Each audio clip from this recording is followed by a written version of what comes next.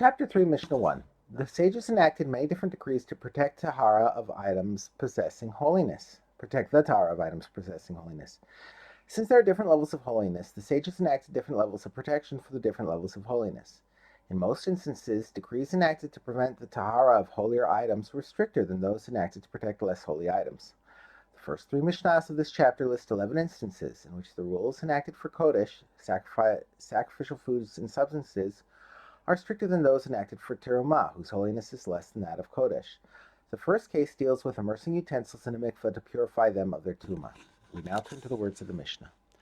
A stringency of Kodesh over terumah is that when utensils that are tameh are immersed in a mikveh, we may immerse the smaller utensils within the larger utensils for use with terumah, without concerning that the inner utensil might weigh heavily enough on the outer one to prevent the mikveh water from entering between the two utensils at their point of contact.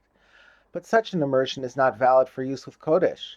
Where Kodesh is concerned, the sages were concerned that the inner utensil might weigh so heavily on the outer one that the mikveh water will not be able to enter between the two utensils and touch all the surfaces of both. The second stringency concerns one part of a utensil that came into contact with rabbinic tumah. A utensil's bottom, inside, and hand grip are each considered separate utensils if they are used with terumah.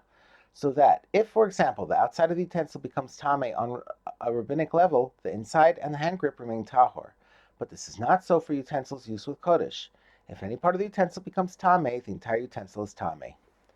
The third stringency relates to carrying a midrash and a holy food at the same time.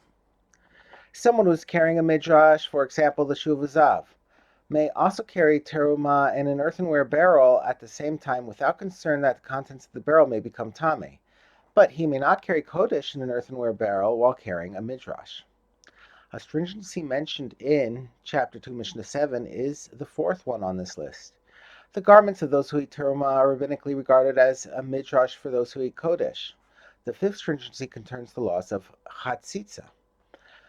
With regard to what is considered chatzitza in a garment, the rule of Kodesh is unlike the rule of terumah. For where a garment is to be used for Kodesh, the rule is that one who wishes to immerse the garment must first untie any knots in it, dry off any moist grease from the garment, and then immerse it. And afterwards he reties the knots. Otherwise, the knots and moist grease are treated as chatzitzos, and the immersion is not effective.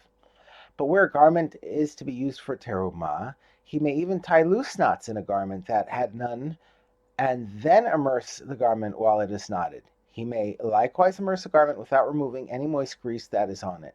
In regards to terumah, loose knots and moist grease are not treated as chatzitzos.